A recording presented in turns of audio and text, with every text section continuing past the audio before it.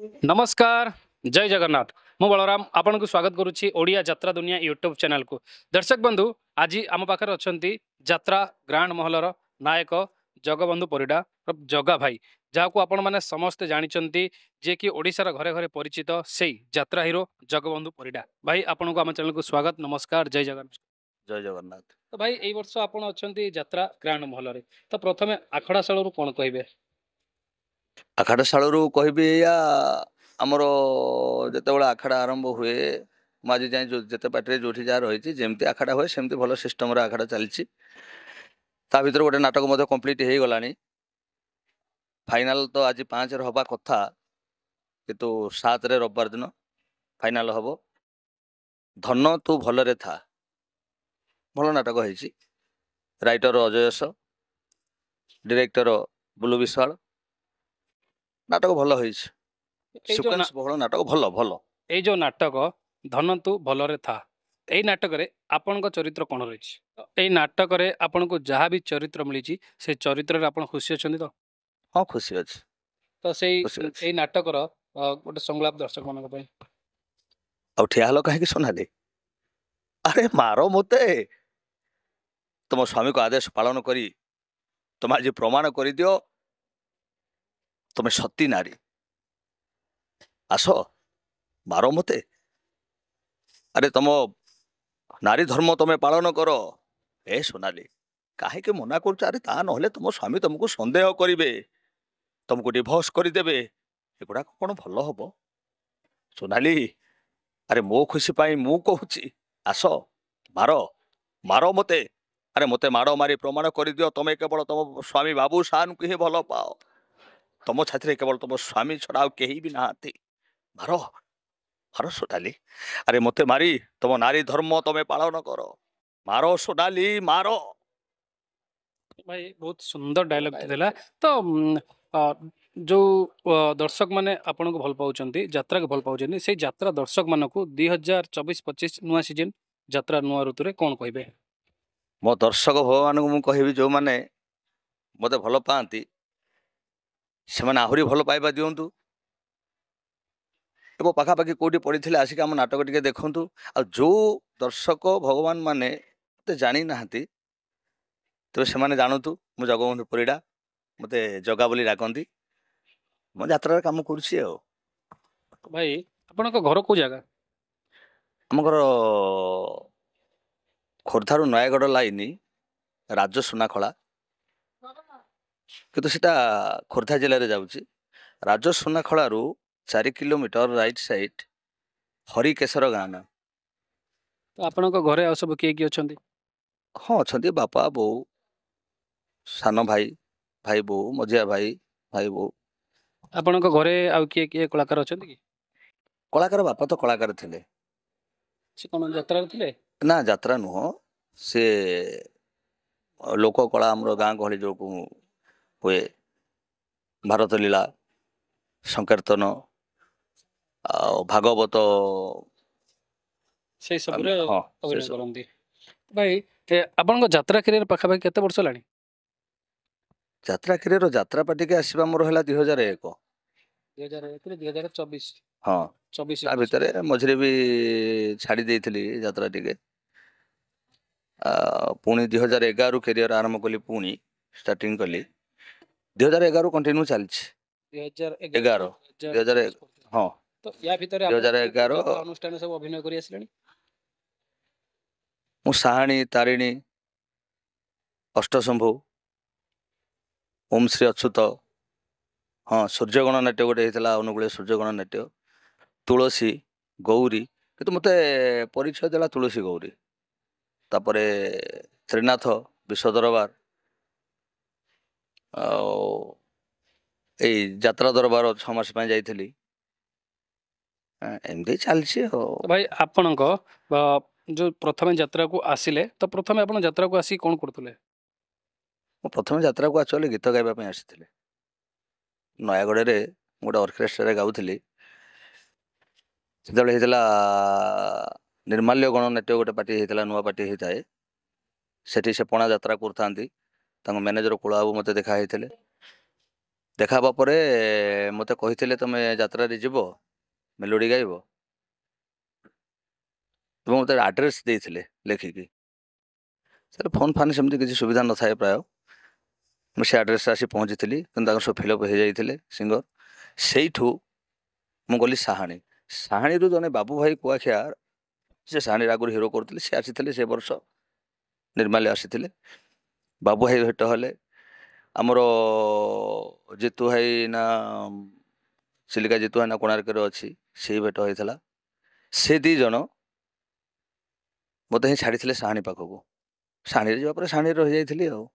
ତ ଭାଇ ଗୌରୀ ଗଣନାଟ୍ୟରେ ଆପଣ ଯେମିତି କହିଲେ, ଆପଣ ଗୌରୀ ଗଣନାଟ୍ୟରେ ଜିତୁ ଭାଇ ଆଉ ଆପଣ ଜିତୁ ଜଗା ବହୁତ ବଢ଼ିଆ ସେ ହଁ ସମୟରେ ହଁ ଥିଲା। ଆମ ଯୋଡ଼ି ତ ଭଲ ଥିଲା। ବହୁତ ଭଲ ଯୋଡ଼ି ଥିଲା। ତ ସୁବାସା ହେଇ ସହିତ ବି ଭଲ ଯୋଡ଼ି ଭଲ ଥିଲା। ଯୋଡ଼ି ଥିଲା।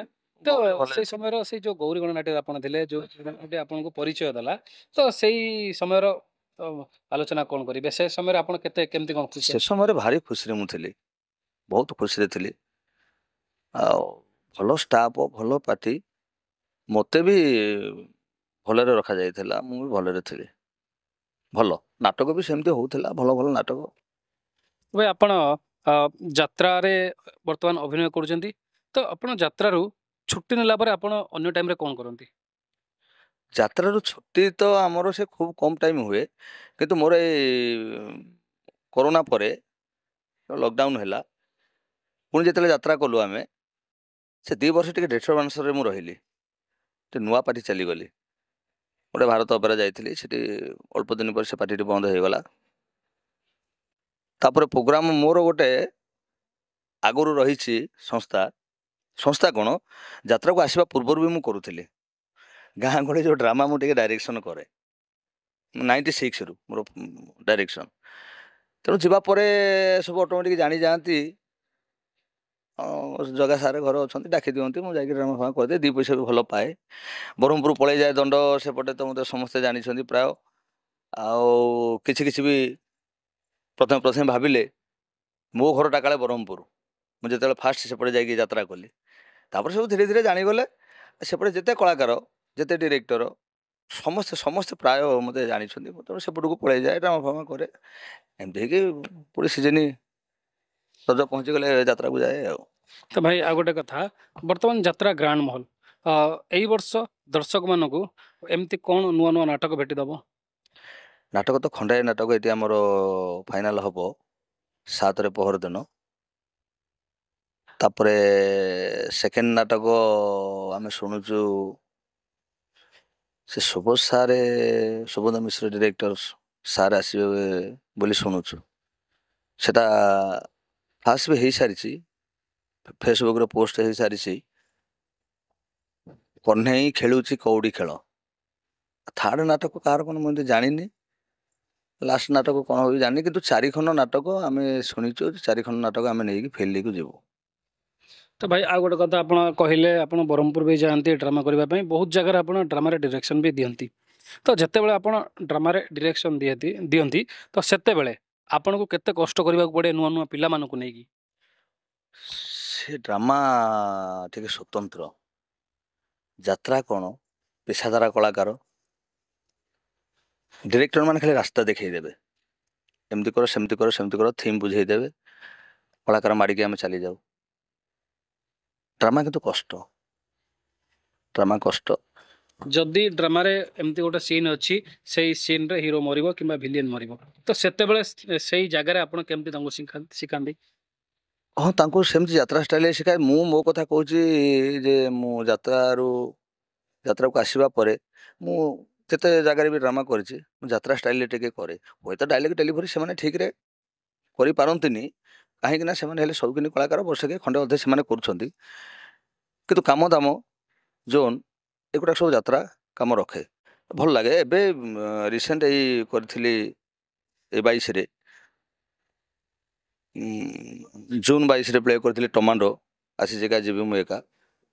ଭଲ ପେଣ୍ଡାଲ, ନାଟକ ବି ଭଲ ହେଲା। ଗୋଟେ ଯାତ୍ରା ଷ୍ଟାଇଲ ଟିକେ ରଖେ ଆଉ। ଯାତ୍ରା ଷ୍ଟାଇଲ ନୂଆ ଜିନିଷ ଟିକେ ଲାଗେ, ଗାଁ ଗହଳି ଡ୍ରାମା ନା, ତେଣୁ ଯାତ୍ରା ଷ୍ଟାଇଲ ଟିକେ ରଖେ। ତ ଭାଇ କିନ୍ତୁ ଯାତ୍ରା ଗାଁ ଗହଳି ଡ୍ରାମା ଟିକେ ଛାଡ଼ିବ, ଫରକ ରହିବ ନିଶ୍ଚିତ। କିନ୍ତୁ ଭାଇ ଆଉ ଗୋଟେ କଥା, ଆପଣ ବହୁତ ସାରା ନାଟକରେ ଅଭିନୟ କଲେଣି ଯାତ୍ରାରେ, ତ ଆପଣ ଅଭିନୟ କରିଥିବା ଏମିତି କୋଉ ନାଟକ ଅଛି ଆପଣ ଭାବୁଛନ୍ତି କି ସେଇ ନାଟକ ମୋତେ ଦର୍ଶକ ପାଖରେ ପହଞ୍ଚେଇଛି? ହଁ ହଁ ସେଟା ନିଶ୍ଚିତ କଥା। ମୋର godfather engineer Ashutosh Mahapatra sir, engineer Kishore Mahapatra sir, ତାଙ୍କ ବାପା, ତାଙ୍କ ନାଟକ ଥିଲା ସବୁ ଉପର ବାଲାର ଖେଳ, ଯୋଉଟା ଦର୍ଶକମାନଙ୍କ ପାଖରେ ମୋତେ ପହଞ୍ଚାଇ ପାରିଛି। ତଥାପି ସେଇ ଆଶୁତୋଷ ସାର୍ଙ୍କର ନାଟକ ବାହୁବଳୀ, ଦେଖିଲେ ଜାଣିବ ଦରଦ କେତେ, ଏମିତି କିଛି ନାଟକ ଅଛି। ଏ ଜଗନ୍ନାଥ ରାଉତ ଏବଂ ସୁବୋଧ ମିଶ୍ରଙ୍କର ନାଟକ ହାଲୋ ମ୍ୟାଡ଼ାମ, ଗୋଟେ ଇଞ୍ଜିନିୟର ଅନ୍ଧ ହେଇଯାଉଛି, ସୁବାସାଇର ମୋର, ସବୁ ନାଟକ ଭଲ ଭଲ ନାଟକ ଥିଲା।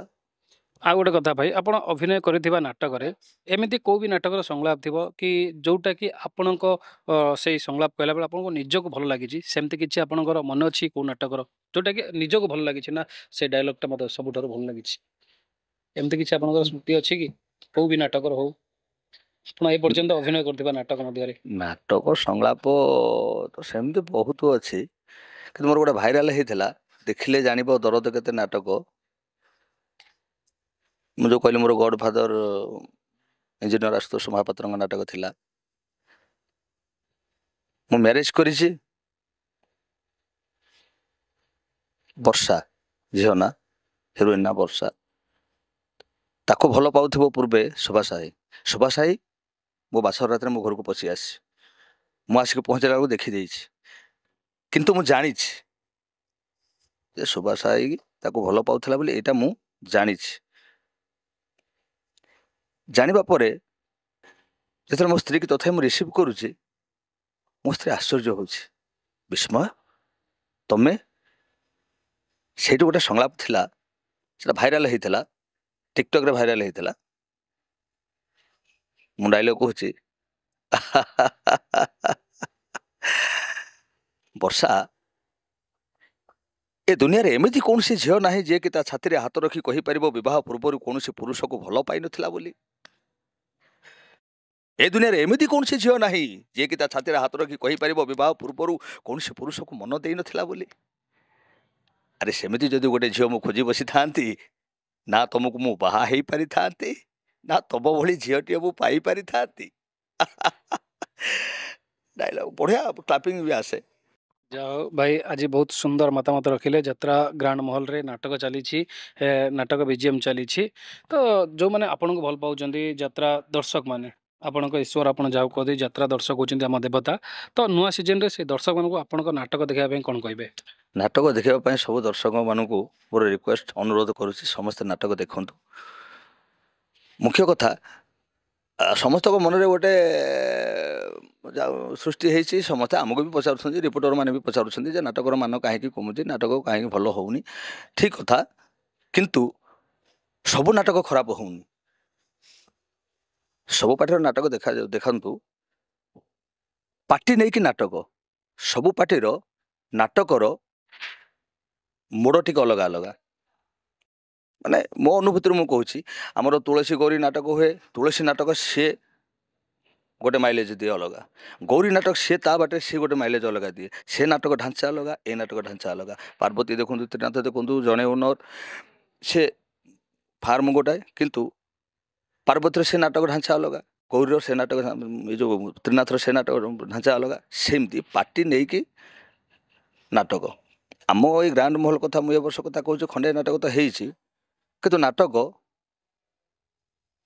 ଭଲ ଲାଗିବ ଏବଂ ଦର୍ଶକ ବସିଥିବେ, ନାଟ ସରିଯିବ, ଦର୍ଶକ ସେମିତି ବସିଥିବେ। ପ୍ରତି ସିନ୍ ସସ୍ପେନ୍ସ କ୍ରିଏଟ୍ ହେଉଛି, ପୁରା ସିକ୍ୱେନ୍ସ ନେଇକି ନାଟକ ଚାଲିଛି, ଭଲ ଲାଗୁଛି। ଭଲ ମୋଟାମୋଟି ଏକ କହିଲେ ତରଫା ନାଟକ ନୁହେଁ, କୌଣସି ଯେ କଳାକାରକୁ ସ୍ପେଶିଆଲି ବେସ୍ କରିକି ଜଣେ ଦୁଇ ଜଣଙ୍କୁ ନାଟକ ହେଇନାହିଁ, ସମସ୍ତଙ୍କୁ ବେସ୍ କରିକି ହେଇଛି। ଏକ ତରଫା ନାଟକ ନୁହେଁ, ଆଉ ସୁନ୍ଦର ଗପଟି। ଏଇ ବର୍ଷ ଯାତ୍ରା ଗ୍ରାଣ୍ଡ ମହଲ ନାଟକ କରୁଛି ଧନ ତମେ ଭଲରେ ଥାଅ।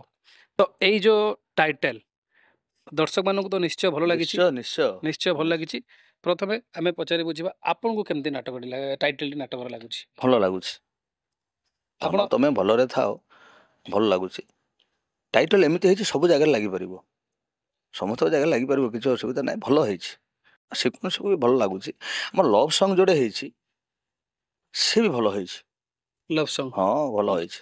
ତ ଯେତେବେଳେ ଗୀତ କଥା ଆସିଲାଣି ଆମେ ଟିକେ ମେଲୋଡି ଆଡକୁ ଯିବା। ଯାତ୍ରା ଗ୍ରାଣ୍ଡ ମହଲରେ ଏହି ବର୍ଷ କିଛି ଦର୍ଶକ ଅଛନ୍ତି ଯେଉଁମାନେ କି ଯାତ୍ରା ଦେଖିବାକୁ ଆସନ୍ତି ସ୍ପେଶାଲ ଯାତ୍ରା, ଆଉ କିଛି ଦର୍ଶକ ଅଛନ୍ତି ମେଲୋଡି ସ୍ୱତନ୍ତ୍ର, ସେମାନେ ମେଲୋଡିକୁ ବେଶୀ ଗୁରୁତ୍ୱ ଦିଅନ୍ତି। ତ ସେଇ ଯେଉଁମାନେ ମେଲୋଡି ଦର୍ଶକ ସେଇମାନେ ଏଇ ବର୍ଷ ଯାତ୍ରା ଗ୍ରାଣ୍ଡ ମହଲରେ ସେଇପରି ମେଲୋଡି ପାଇବେ ତ? ଶୁଣ, ଆମେ ବର୍ତ୍ତମାନ ନାଟକ କଳାକାର ଯେଉଁମାନେ ଅଛୁ, ଆମେ ନାଟକ ପାଇଁ ବର୍ତ୍ତମାନ ବ୍ୟସ୍ତ ଅଛୁ। ମେଲୋଡି ଡ୍ୟାନ୍ସର ରେଜଲ୍ଟ ଯେତେବେଳେ ଅଡ଼ିଏନ୍ସ, ଆମେ ଯାତ୍ରା ସାରିକି ସକାଳୁ ଯାଉ, ଅଡ଼ିଏନ୍ସ କଥା ହୁଅନ୍ତି, ଏଠି ସେଠି ଦୋକାନରେ ଚା ପିଇଲା ବେଳେ ଅଡ଼ିଏନ୍ସ ଆମକୁ ରେଜଲ୍ଟ ଦିଅନ୍ତି। ଡ୍ୟାନ୍ସ ଏବଂ ମେଲୋଡି ରେଜଲ୍ଟ ଆମକୁ ଅଡ଼ିଏନ୍ସ ଦିଅନ୍ତି, କାହିଁକି ଆମେ ରୁମ୍ରୁ ଗଲା ବେଳକୁ ପ୍ରାୟତଃ ମେଲୋଡି ସରିବା। ତେଣୁ ଆମେ ଆମ ନାଟକ ପାଇଁ ବ୍ୟସ୍ତ। ତେଣୁ ଏଠି ବି ସେଇଆ। ତେଣୁ ଆମେ ତ ଆମ ନାଟକ ପାଇଁ ବ୍ୟସ୍ତ, ଆଉ ଏବେଠାରୁ ଆମେ କେମିତି କହିବୁ ସେଟା ଅଡ଼ିଏନ୍ସ କହିଲା ପରେ। କିନ୍ତୁ ଆପଣଙ୍କର ଆମେ ଜାଣିବୁ। ବିଶ୍ୱାସ ନାଟକର ଲଭ୍ ସଙ୍ଗ ଟାଇଟେଲ ସୁପର ହିଟ୍? ସେ ନିଶ୍ଚିତ, କାରଣ ସେ ସବୁ ଆମ ନାଟକ ସେକ୍ସନର, ଆମେ ଠିକ୍ କରିବୁ, ଭଲ ଲାଗିବ, କାରଣ ଗୀତ ଭଲ ହେଇଛି। ଏଇଟା ଗୋଟେ ପ୍ରଶ୍ନ। ଆପଣଙ୍କ ସିନ୍ରେ ଧରି ନିଅନ୍ତୁ 5 ଜଣ କଳାକାର ଅଛନ୍ତି, ସେ ଭିତରେ ଜଣେ ଯଦି କିଛି ଡାଇଲଗ୍ ଭୁଲିଗଲେ ତ ସେ ସମୟରେ ଆପଣ କେମିତି ସେଇଟାକୁ ମ୍ୟାନେଜ କରନ୍ତି? ହଁ, ସେଇଟା ମ୍ୟାନେଜ ହେଇଯିବ ଅଟୋମେଟିକ୍। ଦର୍ଶକ ଜାଣିପାରିବେନି ସେ ଡାଇଲଗ୍ ଭୁଲିଗଲେ ବୋଲି? ଦର୍ଶକ କାହିଁ ଜାଣିବେ? ଆପଣ ଦର୍ଶକ କେମିତି ଆମର କରିକି? କ'ଣ ଲେଖା ଥିଲା, କ'ଣ ଦର୍ଶକ ଦେଖିଛନ୍ତି ଜାଣିଛନ୍ତି? ଦର୍ଶକ କଥାଟା ଶୁଣିବେ, କଥାଟା ମିଶିବା ଦରକାର। ନାଟକ ସିଚୁଏସନକୁ ନେଇକି କଥାଟା ଯଦି ଠିକ୍ ଅଛି ଠିକ୍। ତ ଆପଣ ଅଭିନୟ କରିଥିବା ସମୟରେ କେବେ ଆପଣଙ୍କର ଭୁଲ ହେଇଛି କି ଡାଇଲଗ୍? ହଁ, ସେମିତି ଭୁଲ କାହିଁ ହେଇନି କହିବି, ଭୁଲ ହେଇଛି, ମୋର ଯେତେବେଳେ ହେଇଛି। ଆପଣଙ୍କର ଡାଇଲଗ୍ କହିବାରେ ଭୁଲ ହେଇଛି ତ ଏମିତି କୋଉ ହଁ ନାଟକ ହଁ ଥିଲା, ସିଚୁଏସନ ଥିଲା, ଆପଣଙ୍କୁ କିଏ ମାନେ ମ୍ୟାନେଜ କରିକି ନେଇଛନ୍ତି? ନାଟକ ସେମିତି ସ୍ପେଶିଆଲି କେଉଁ ନାଟକ ବୋଲି ସେମିତି କିଛି ତ ମନେ ନାହିଁ, କିନ୍ତୁ ନାଟକ ଭୁଲ ହେଲେ ସେଇଟା ସଂଶୋଧନ ହେଇଯାଏ। କିଛି ଦିନ 3ଟା 4ଟା କ୍ୟାମ୍ପ ଗଲା ପରେ ଅଟୋମେଟିକ୍ ହେଇଯାଏ ଆଉ, ଠିକ୍ଠାକ୍ ହେଇଯାଏ ଆଉ। ଯାହା ସେମିତି ହଉ, ହେଇଯାଏ। ଆଜି ବହୁତ ସୁନ୍ଦର ମତାମତ ରଖିଲେ, ବହୁତ ସମୟ ଧରି ଆମକୁ ସମୟ ଦେଲେ। ତ ଦର୍ଶକ ବନ୍ଧୁ, ଆପଣମାନେ ଦେଖୁଥିଲେ ଓଡ଼ିଆ ଯାତ୍ରା ଦୁନିଆ ୟୁଟ୍ୟୁବ୍ ଚ୍ୟାନେଲ୍। ଆଉ ଆମର ଯିଏକି ଯାତ୍ରା hero, opera hero Jagabandhu Parida Jaga ଭାଇ, ଆପଣମାନେ ସମସ୍ତେ ଜାଣିଥିବେ, ସେ ଓଡ଼ିଶାର ଘରେ ଘରେ ପରିଚିତ। ଏଇ ବର୍ଷ ଯାତ୍ରା ଗ୍ରାଣ୍ଡ ମହଲରେ ତାଙ୍କୁ ଦେଖିବାକୁ ପାଇବେ। ତ ତାଙ୍କ ସହିତ କଥାବାର୍ତ୍ତା ହେଇକି କେମିତି କ'ଣ ଲାଗିଲା ତଳେ କମେଣ୍ଟ ମାଧ୍ୟମରେ ଜଣାଇବାକୁ ଆପଣଙ୍କୁ ଅନୁରୋଧ। ଏମିତି ଚ୍ୟାନେଲକୁ ସବସ୍କ୍ରାଇବ୍ କରନ୍ତୁ, ଲାଇକ୍ କରନ୍ତୁ, ଆଉ ସବୁକିଛି ଭିଡ଼ିଓ ଦେଖିପାରିବେ ଆଗକୁ। ଜୟ ଜଗନ୍ନାଥ, ଜୟ ଜଗନ୍ନାଥ। ଜୟ କଳା।